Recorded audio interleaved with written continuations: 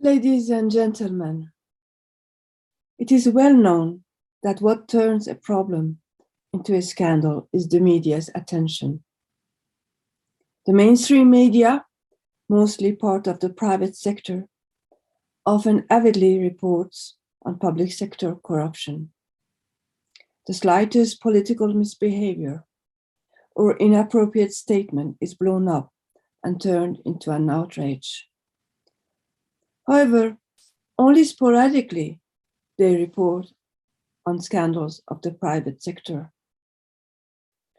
When they do, it is when the issue has taken massive proportion, or when major incidents that cannot be covered up, such as the BP oil spill in the Gulf of Mexico, the scandal of Volkswagen, or the crashes of Boeing takes place.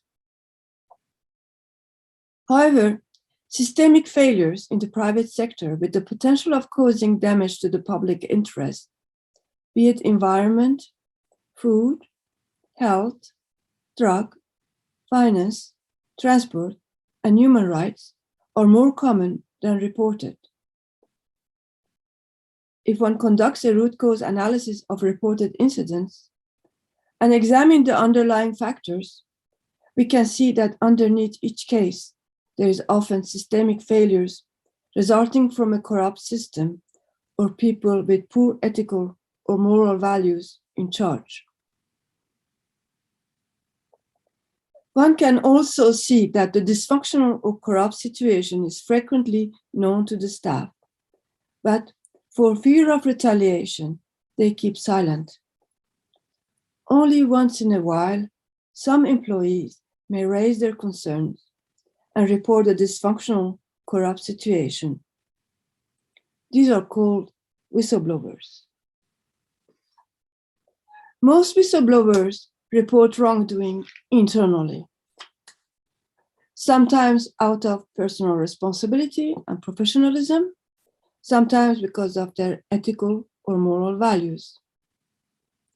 In this way, they enable their company to correct its malpractices. As such, whistleblowers play a central role in preventing corruption or a malfunctioning that may pose a threat to society. They are the guardians of public interest and the reputation of the company when employers care to address the reported issue.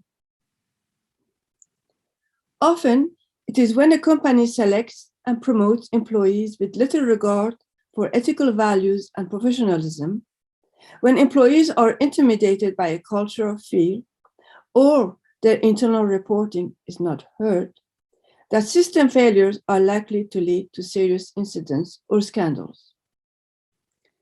Such a situation occurs when there is a corrupt management system or a negative organizational culture that prefers employees with poor ethical values or tries to intimidate them through bullying and harassment or unfair dismissal.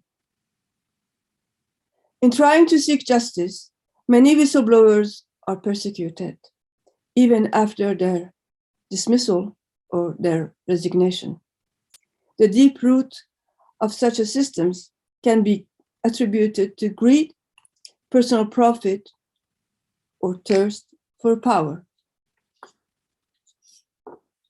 Therefore, in recent years, many countries from the north to the south have realized the importance of whistleblowing for preventing corruption and safeguarding public interest.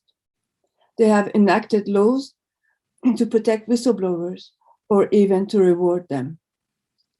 As stipulated by the Directive of the European Union, by their regulation, many countries are requiring the establishment of an internal whistleblowing system.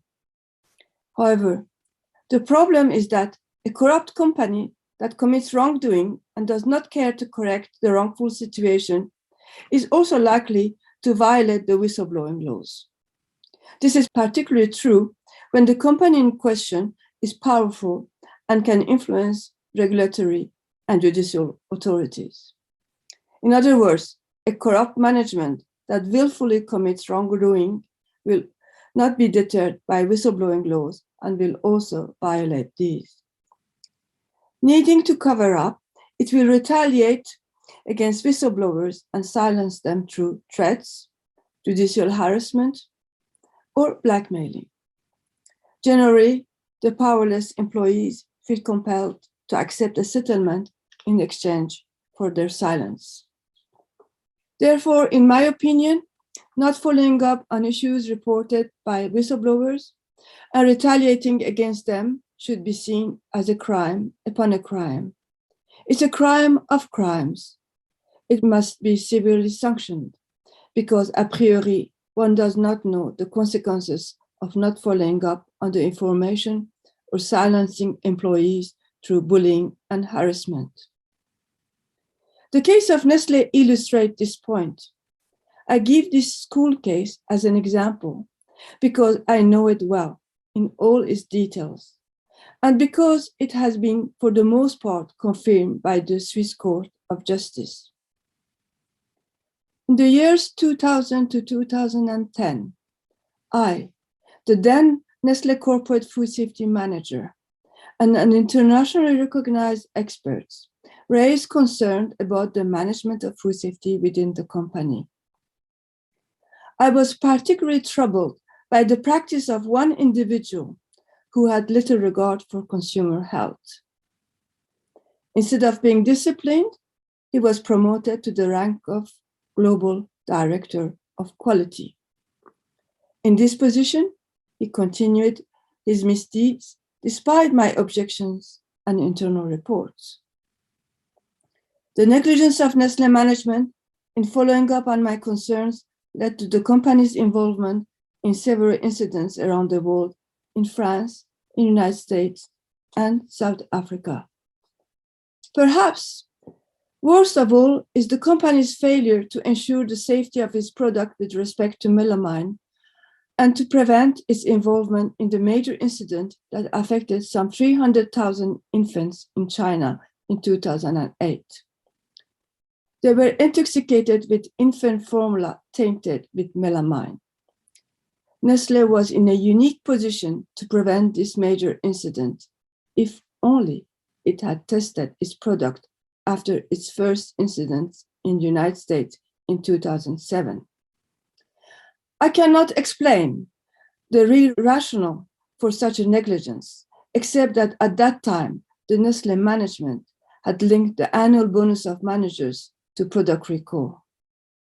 This may have led to a decreased incentive for testing products and raw materials, a point that demonstrates how, out of personal gain, deliberate negligence endangering public health can occur. I proved my allegations in a Swiss court in 2020, which confirmed that the company had failed to investigate my complaints and subjected me to a long and a severe case of harassment and intimidation that destroyed my brilliant career. Nevertheless, the company expressed no regrets for its actions and was not sanctioned in any way. Thus, in some cases, powerful corporations can commit crimes and still enjoy impunity. As the Nestlé case showed, no one was held accountable, and the mainstream media did not report on it either. In this way, the situation of corruption goes on, and like a cancer, it spreads through society. In conclusion, whistleblowing has the potential to prevent corruption and enhance the protection of public interest, provided that it is integrated as an essential element of risk management and as a strategy for preventing corruption and fraud. Failure to follow up on whistleblowing reports or retaliation against whistleblowers in the form of harassment and unfair dismissal should be considered a criminal offense and severely sanctioned. The burden of proof that the report has been properly investigated should lie with the company's management. The proper functioning of whistleblowing system, including the prevention of bullying and harassment, should be integrated into the inspection, auditing, and compliance certification of companies, especially in areas related to risk management, such as the environment, building and construction, transport, health, food and drug, as well as employee health and finance.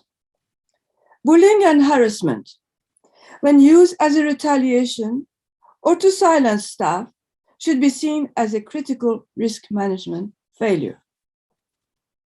Although many countries strive to improve their whistleblowing system, some still do not offer adequate employee protection. Switzerland is an example, despite being the hub for the business world. The corruption and misdeeds of many of its multinationals are recognized by a large number of non-governmental organizations. In 2020, these launched an initiative to bring offending companies to respond to the Swiss justice system. Unfortunately, this initiative failed. Once again, economic power prevailed over public interests. With the globalization of trade in goods and services, there is a need to address corrupt or dysfunctional systems at the global level. Effective protection of whistleblowers should become an international and mandatory requirement for international trade in goods and services. Thank you very much for your attention. My name is Yasmine Motarjemi, and I am the former corporate food safety manager of Nestlé. Thank you.